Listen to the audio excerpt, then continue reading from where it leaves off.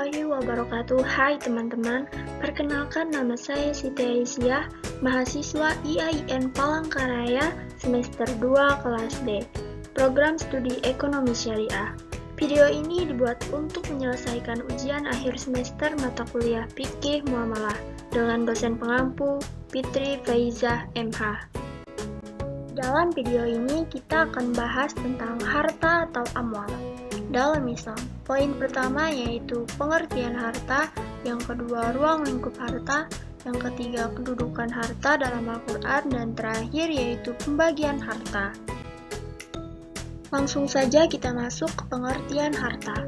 Harta adalah segala sesuatu yang dapat menimbulkan ketenangan dan bisa dimiliki oleh manusia dengan upaya baik itu materi maupun non-materi. Adapun pengertian harta menurut istilah ahli fikih. Yang pertama ada menurut ulama Hanafiyah. Segala sesuatu yang mempunyai nilai dan dapat dikenakan ganti rugi bagi orang yang merusak dan melenyapkannya. Yang kedua, menurut ulama mazhab Maliki, harta adalah hak yang melekat pada seorang yang menghalangi orang lain untuk menguasainya. Ketiga, menurut ulama mazhab Syafi'i, harta adalah sesuatu yang bermanfaat bagi pemiliknya dan bernilai. Terakhir, menurut ulama mazhab Hambali, harta adalah sesuatu yang mempunyai nilai ekonomi dan dilindungi undang-undang. Poin selanjutnya yaitu ruang lingkup harta. Harta terbagi menjadi dua unsur, yaitu unsur aniyah dan unsur urf. Unsur aniyah ialah bahwa harta itu ada wujudnya dalam kenyataan. Adapun unsur urf ialah segala sesuatu yang dipandang harta oleh seluruh manusia atau sebagian manusia. Selanjutnya, kedudukan dan fungsi harta. Harta termasuk salah satu keperluan pokok manusia dalam menjamin kehidupan di dunia ini. Dalam Al-Quran, harta memiliki kedudukan antara lain harta sebagai amanah atau titipan dari Allah Subhanahu wa Ta'ala. Manusia hanyalah pemegang amanah untuk mengelola dan memanfaatkannya sesuai ketentuannya.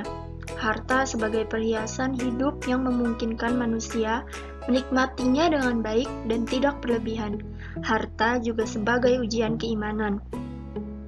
Fungsi harta yaitu untuk menyempurnakan pelaksanaan ibadah, meneruskan kehidupan dari suatu periode ke periode berikutnya, meningkatkan ketakwaan kepada Allah Subhanahu wa Ta'ala untuk mengembangkan dan menegakkan ilmu-ilmu, memutar peran-peran kehidupan, serta menumbuhkan silaturahmi.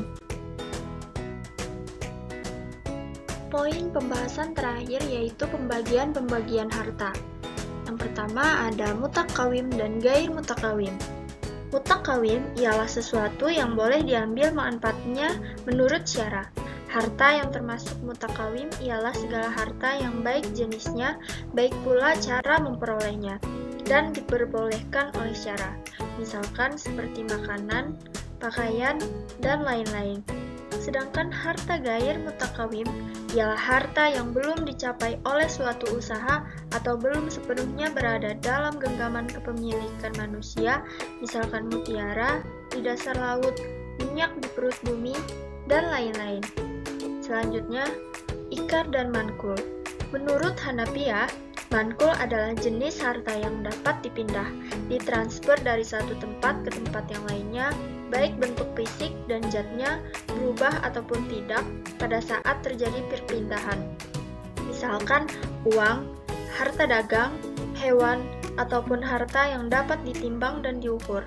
Sedangkan ikar adalah harta yang tidak dapat dipindah dari tempat satu ke tempat yang lainnya, seperti tanah, rumah, taman, gedung, dan lain-lain. Mitsli dan kimi. Al-mal al-mitsli ialah harta yang memiliki persamaan, kesetaraan, atau kesamaan di pasar. Tidak ada perbedaan pada bagian-bagiannya dan kesatuannya. Harta mitsli terbagi atas 4 bagian, yaitu harta yang ditakar, harta yang ditimbang, harta yang dihitung, dan harta yang dijual per meter. Al-mal al-kimi adalah jenis harta yang tidak memiliki pantangan, dan jika terdapat persamaan antara satu dengan yang lain, maka nilai jualnya berbeda, misalkan antara telur yang berkualitas baik dan yang berkualitas buruk. Istihlaki dan istimali. Al-mal al-istihlaki adalah jenis harta yang tidak bisa dimanfaatkan kecuali dengan merusak atau merubah bentuk dari barang tersebut, misalkan seperti makanan dan minuman. Al-mal al-istimali adalah harta yang dapat digunakan tanpa merusak bentuk fisiknya, seperti rumah, kontrakan, dan lain-lain. Contoh kasus. Kasus yang pertama, bagaimana jika ada seseorang yang memakan harta hasil kejahatan mencuri alias mengambil harta milik orang lain, tetapi ia telah dihukum atau dipenjara dan bertaubat. Yang kedua, apabila ada seseorang yang terlalu mencintai hartanya, apakah berpengaruh kepada akidahnya? Baiklah, langsung saja kita akan menjawab kasus yang pertama. Teman-teman ketahuilah bahwa para ulama kita telah menyatakan bahwa Allah Ta'ala mengampuni seluruh jenis dosa.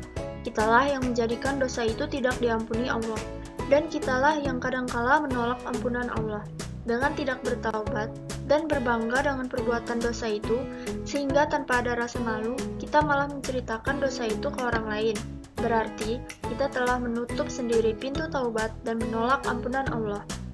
Nabi Muhammad SAW memberi petua sebagai berikut. Sesungguhnya Allah akan senantiasa menerima taubat hambanya, selama nyawa hamba itu belum sampai ke kerongkongannya. Riwayat Imam Ahmad, Ibnu Majah, dan lainnya. Hanya saja, ada satu hal yang harus dilakukan guna menyempurnakan taubat, yaitu meminta maaf kepada pemiliknya, mengembalikan harta orang lain. Bila satu hal ini telah dilakukan, berarti taubat tersebut telah sempurna dan dosa tersebut dihapuskan oleh Allah Ta'ala. Ketahuilah bahwa kedudukan orang yang telah sepenuhnya bertaubat dari perbuatan dosa dalam syariat Islam sama dengan orang yang tidak pernah berbuat dosa.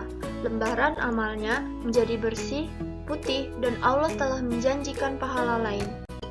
Selanjutnya, jawaban kasus yang kedua. Sesungguhnya, kecintaan seseorang terhadap harta tidak berpengaruh terhadap akidahnya, juga tidak berpengaruh terhadap agamanya, selama kecintaan itu tidak menyebabkan dia lalai dari kewajiban atau hal-hal yang disunatkan. Jika kecintaannya terhadap harta menyibukkan dia dan menyebabkan melalaikan sesuatu yang wajib atasnya, maka kesibukannya terhadap harta kala itu menjadi haram.